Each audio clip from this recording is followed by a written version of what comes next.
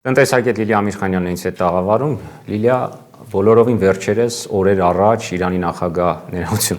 Միացյալ Նահանգների նախագահ Դոնալդ Թրամփը հայտարարեց, որ Իրանի հետ գործարք կնքող պետությունները, գործարք անող պետությունները 25% մաքսատուրք պետք է վճարեն։ Հայաստանի Հանրապետությունը արդյոք ռիսկային գոտում է եւ ինչ հնարավոր տնտեսական վնասների մասին է խոսքը այստեղ։ Ռիսկային գոտում այնքանով, որքանով որ այդ մաքսատուրքերը կկիրառվեն, իհարկե որոշակի ազդեցություն կլինի, բայց ասել, որ դա մեր տնտեսության համար կունենա մասսայական ազդեցություն, սխալ կլինի։ Իհարկե, բոլոր այն տնտեսվարողները, որոնք Միացյալ Նահանգների հետ առևտրատնտեսական ուղիղ հարաբերությունների ներքո են, կզգան դա։ Իհարկե, Հայաստանից Միացյալ Նահանգներ արտահանվող ապրանքների գնային առումով մրցունակությունը հարվածի ներքո կլինի, բայց նորից եմ կրկնում, դա մեր ընդհանուր տնտեսության վրա այսպես տեղային կլինի ավելի շատ ազդեցությունը, պայմանավորված հանգամանքով, որ Միացյալ Նահանգների հետ մեր առևտրաշրջանառությունը ընդհանուրի բավական փոքր մասն է, դրանով պայմանավորված։ Բայց այստեղ բավական հետաքրքիր հանգամանք կա Գառնիկ։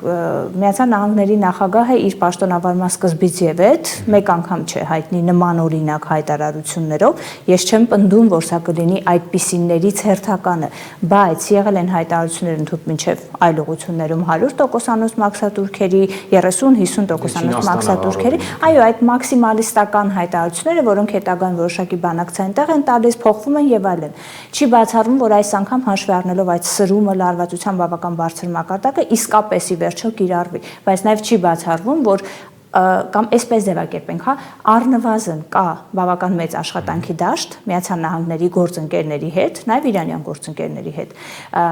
խոսելու, ներկայացնելու Իրանի մեզ համար կենսական կարևորությունը եւ նշանակությունը, իդեպ հանգամանք, որի փորձը, դրական փորձը Հայաստանը ունեցել է։ Իսկ Հայաստանը ինչ է վաճառում Միացյալ Նահանգներին։ Ինչպես։ Ինչ է վաճառում Հայաստանը Միացյալ Նահանգներին։ Հայաստանը Միացյալ Նահանգներ հիմնականում արտահանում է թանկարժեք քարեր,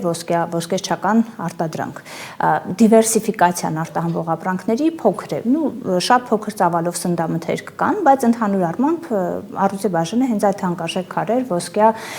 զարդերին է։ 25%-ով ավելանալու է դրանց։ Բնականաբար նրանց գները կավելանան պայմանավորված այդ դա համար եմ ասում, ինքը մրցակցային առումով կհայտնվի հարվածի ներքո, կլինի անշուշտ բացասական հետևանք, որևէ կերպ այդ բացասական հետևանքը, բայց դա մասսայական չի լինի։ Ի տարբերություն Միացյալ Նահանգների Իրանի հետ մեր առևտրաշրջանառությունը փոքր-ինչ ավելի դիվերսիֆիկացված է եւ ռազմավարական նշանակության տեսանկյունից իհարկե շատ ավելի կարեւոր, հաշվի առնելով էներգետիկ համագործակցությունը, էլեկտրաէներգիայի գազի դիմաց մասնավորապես եւ առաջին հերթին եւ առհասարակ Իրանի կարեւորությունն ու դերակատարությունը մեզ համար, եթե արդեն մենք այս խնդրի ներքո դիտարկելու լինենք հնարավոր ընտրության, հարցը Իրան թե Միացյալ Նահանգներ։ Իրանի մեզ համար կարևորությունն ու դերակատարությունը կարծում եմ սխալված չեմ լինի, եթե ասեմ, որ չի սկսվում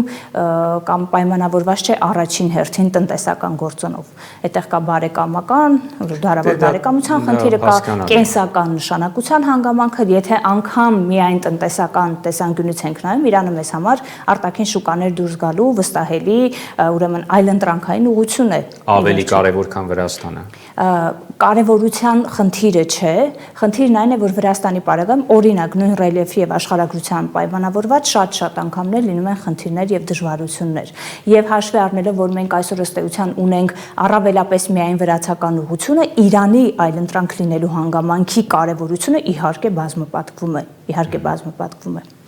Եվ երևի արդեն անցում կատարելով իմ հավելվածին, իրականում այս թեման ունի առնչություն այն ամենի հետ, ինչի մասին կխոսեմ, կամ այսպես ձևակերպեմ, այս թեման առիթներից մեկն է, եւս մեկ անգամ անդրադառնալու մեր արտաքին առևտրաշրջանառությանը եւ առավելապես շեշտադրելու դրա կառուցվածքին ըստ աշխարհագրության, ըստ երկրների։